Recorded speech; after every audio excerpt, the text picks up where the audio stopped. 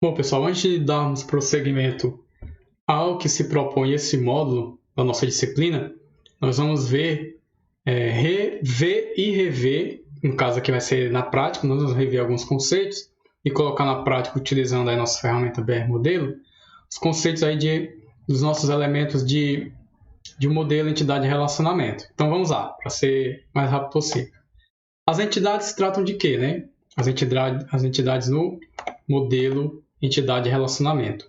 Define-se entidade como aquele objeto que existe no mundo real. Então, qualquer coisa que existe no mundo real que a gente queira guardar, armazenar, a gente vai dar o nome dela de entidade. Pessoas, objetos, produtos, situações. Por exemplo, você quer armazenar um cliente. Vai ter o cliente lá, ele é uma entidade. Você quer armazenar os dados sobre um carro é uma entidade no mundo real. Você quer armazenar situações sobre uma transação financeira, um saque, uma operação feita em um caixa eletrônico. Isso é uma entidade, um carrinho de compra, uma loja, são entidades. As entidades possuem propriedades. Quais são elas? Uma entidade só não informa nada. Por exemplo, vamos aqui ver o exemplo aqui no nosso BR Modelo sobre a entidade aluno que a gente tinha visto anteriormente. Pronto, se eu pegar aqui meu BR Modelo, você abrir o seu BR Modelo, pegar aqui no lado direito uma entidade, clicar e soltar. Se eu chamar essa entidade de aluno, né? Vou vir aqui alterar o nome dela, colocar aluno. Pronto, daí o nome dela. Ela isoladamente, como fala lá no nosso arquivo, não quer dizer absolutamente nada. Aqui ela não está conectada a nenhum contexto. Ela só não especifica do que se trata esse aluno, em que situação essa entidade se encaixa. Então, é isso que ele quer dizer, que é uma das propriedades das entidades dentro do modelo relacional. Então, como uma dessas propriedades está aí definido, né? Então, bora lá. Então, é necessário atribuir propriedades a essas entidades. Nós já vamos ver que essas propriedades a gente chama de atributos. Então, essas propriedades podem ser especificadas de forma de relacionamentos, nós vamos ver, de atributos e de generalizações e especializações. Então, isso tudo, não apenas uma entidade solta, que vão formar o conjunto, vai dar sentido àquele diagrama, aquele modelo entidade e relacionamento.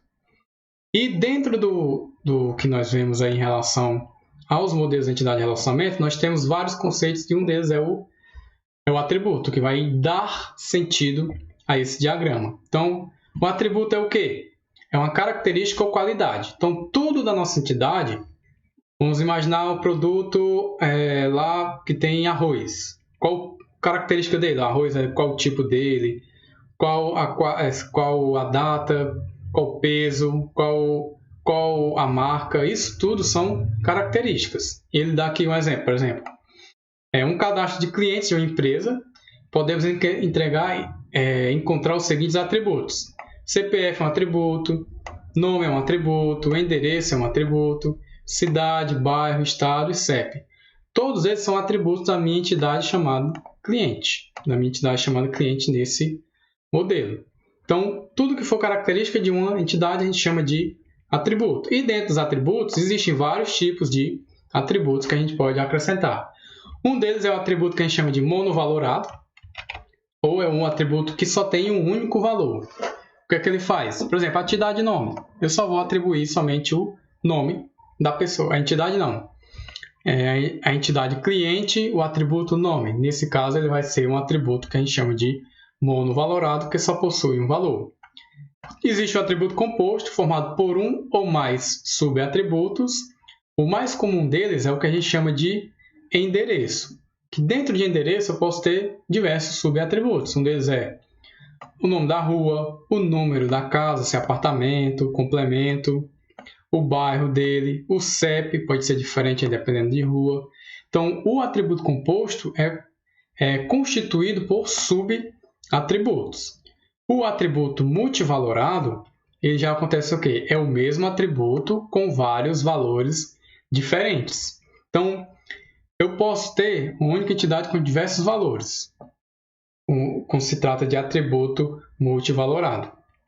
Então, ele é sempre representado no plural. Quando você for, por exemplo, dependentes. Dependente se trata de quê? Você é funcionário de uma empresa e você cadastrou dependentes que você tem responsabilidade direta sobre eles. Sua mãe, seu avô, seus filhos. Então, você pode ter mais de um.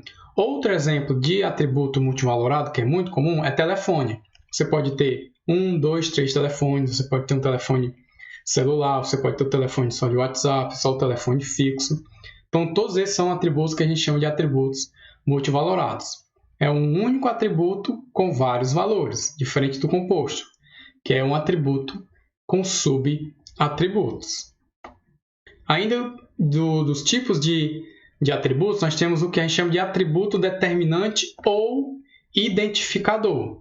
Ele identifica cada entidade de um conjunto de entidades. É conhecido como atributo-chave ou também atributo identificador. Por exemplo, código funcionário. Nós podemos criar um código funcionário.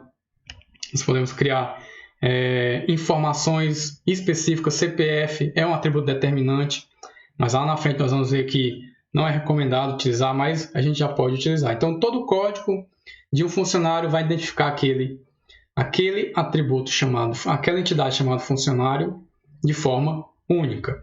E também temos ainda a definição de domínio de atributo.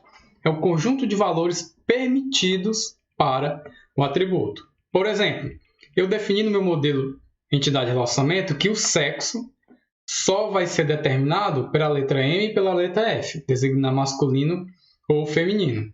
Eu disse que o estado civil de uma pessoa dentro da minha empresa, ela só vai ser determinada por C, S ou D, que vai ser de casado, solteiro ou divorciado. Então, isso é o que eu chamo de domínio de atributo. Você define aqui, quem já estudou lá, lembra do ensino médio, conjunto de domínios, que a gente determina dentro de um conjunto dos domínios inteiros, domínios dos reais. Então, internamente, eu vou definir que quem vai determinar o sexo vai ser a letra M e F. Eu poderia definir masculino, feminino, eu poderia colocar aqui masculino, feminino e determinar dessa forma. Fica ao critério de quem está elaborando esse modelo. Então, isso é um domínio de atributo, é o conjunto que ele se fecha. E o atributo obrigatório e o atributo opcional, onde é e quando é que eles se caracterizam, né? Alguns atributos de entidade são obrigatórios e outros não são. Nome é obrigatório. Eu posso definir aquele que a gente vai preencher um formulário lá na web. Às vezes você não vai conseguir fazer o seu cadastro se aquele campo não for preenchido. Então, aquilo já é tanto a parte de interface, né, que você tem lá com o sistema, como a parte de banco de dados, que só vai poder finalizar aquele cadastro quando aquele atributo for preenchido. Telefone pode ser opcional, geralmente a gente também vê em cadastros, tem telefone fixo, é opcional, mas o telefone celular é obrigatório. Então, para chegarmos a quando é que a gente determina quem vai ser opcional obrigatório? Você tem que determinar aí a partir do seu contexto, do seu mini-mundo, o que é que o seu sistema, o que é que o seu cliente determinou que vai ser obrigatório ter armazenado no seu banco.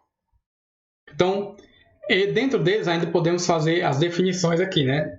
Detalhar aqui como é que é os atributos obrigatórios. Então, o atributo obrigatório é aquele que, por instância de entidade ou relacionamento, deve possuir um valor, que a gente chama de not nulo ou não valor não nulo. Obrigatoriamente tem que ter um valor válido. A gente pode fazer diversos tipos de verificação. E o atributo opcional é aquele que eu não posso, ele pode ou não possuir um valor. Então, ele não tem a necessidade de ser preenchido. E dentro dos conceitos nós vamos ver mais na frente também, quando a gente for ver a parte física do banco de dados, ele é o que a gente chama de atributo nulo. Ele vai ser armazenado no banco com essa informação aqui, nulo. Então, para ver esses conceitos, nós vamos ver aqui a aplicação. Depois de ver todos esses conceitos, nós vamos ver eles funcionando aqui, aplicar eles na prática do nosso diagrama utilizando o BR modelo. Então vamos lá, temos aqui o nosso BR modelo, nós temos a entidade, né? Vamos colocar os nossos atributos de acordo com o que nós vimos nos conceitos anteriores. Então vamos lá, para adicionar um atributo, a gente vem aqui, clica e solta. Clica e solta em cima dele. Vimos como é que eu organizo, clica aqui, ele vai organizar. Vou colocar aqui, por exemplo, aqui alguns atributos. Nesse caso aqui eu vou colocar nome para aluno e vou especificar para a entidade, nome aluno. Vamos tentar adotar essa nomenclatura.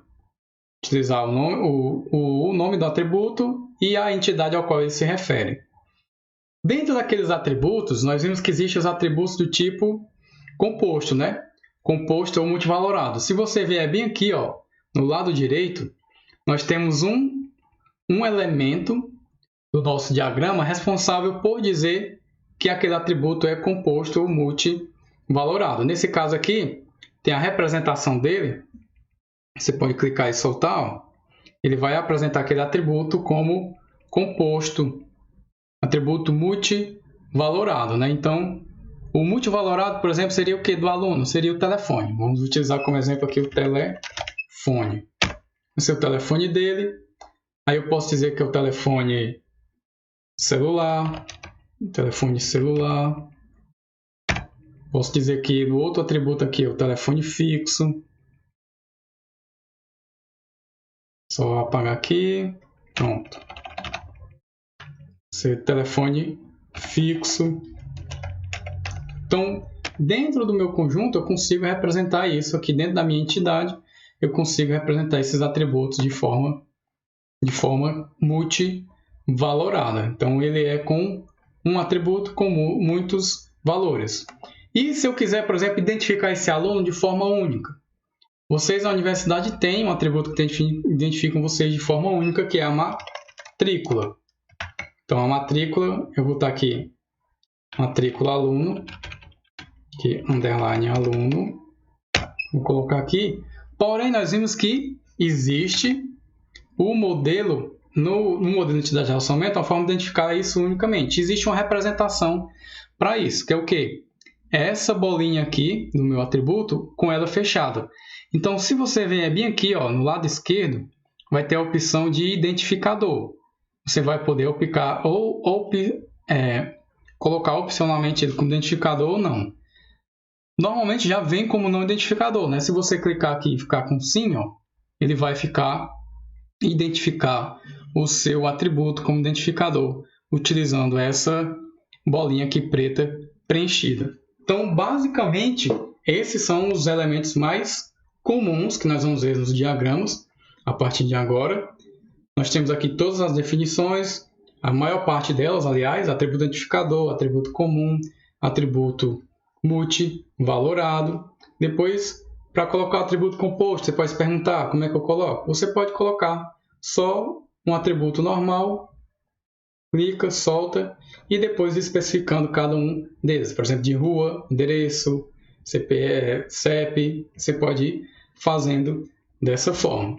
Então, aqui nós temos o básico sobre os nossos diagramas. Então, a partir da próxima aula, a gente vai acrescentar mais elementos a esse diagrama.